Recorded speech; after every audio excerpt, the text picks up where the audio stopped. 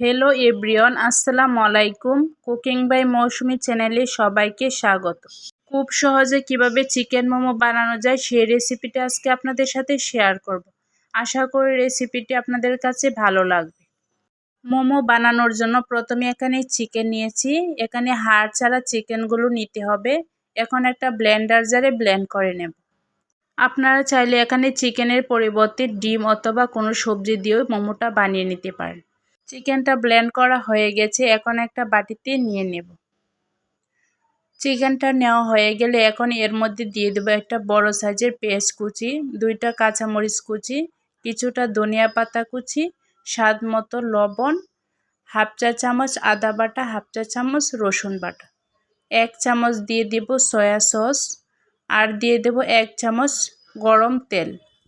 এখানে তেলটা গরম করে দেওয়ার চেষ্টা করবেন, তাহলে দেখবেন চিকেনটা একটু জুসি ভাব চলে এসেছে। এখন সবগুলো ভালোভাবে মিশিয়ে একটা সাইডে রেখে দেব। এখন একটা বাটিতে নিয়েছি 1 কাপ ময়দা, আর দিয়ে দেব স্বাদ মতো লবণ। ময়দা আর লবণটাকে ভালোভাবে মিশিয়ে এখন এর মধ্যে নর্মাল পানি, এখানে অল্প অল্প পানি দিয়ে একটা আঠালো ডো বানিয়ে নেব।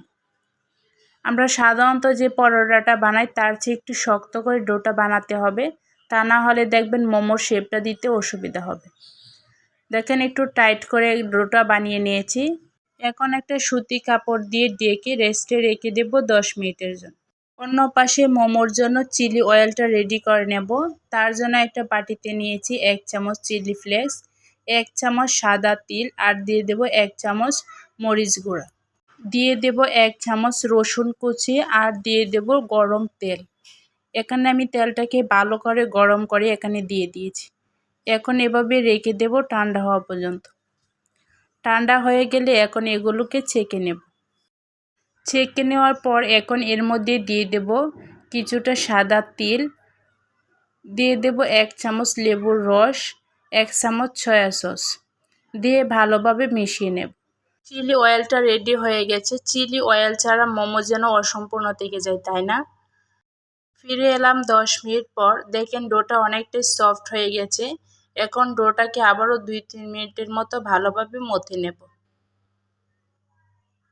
মথে নেওয়া হয়ে গেলে এখন ডো থেকে ছোটো করে লিচি কেটে নেব। এখন লিচিটাকে নিয়ে একটা রুটি বেলে নেব।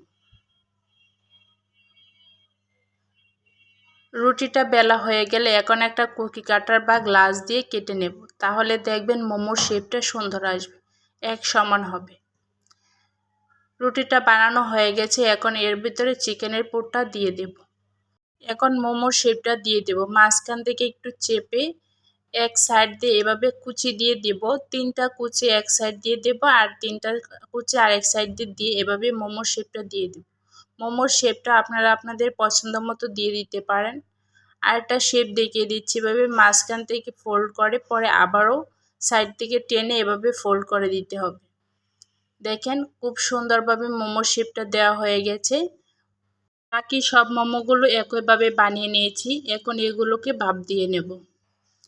চুলায় আগে থেকে একটা স্ট্রেনার বসিয়ে রেখেছি। পানিটা যখন ফুটে আসবে এই পর্যায়ে মোমোগুলো দিয়ে দিতে হবে। স্ট্রেনারের উপরে একটু তেল ব্রাশ করে নেবেন, তাহলে দেখবেন মোমোগুলো আর লেগে যাবে না।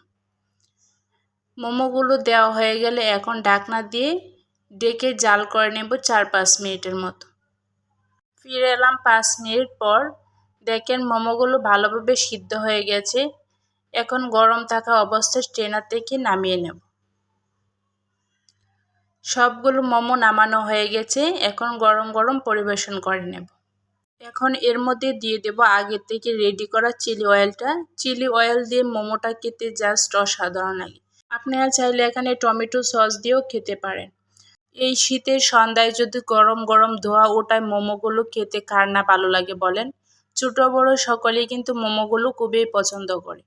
মোমোর রেসিপিটি আপনাদের কাছে কেমন লেগেছে কমেন্ট করে জানাতে ভুলবেন না, আর লাইক শেয়ার করে পাশে থাকবেন। ধন্যবাদ সবাইকে।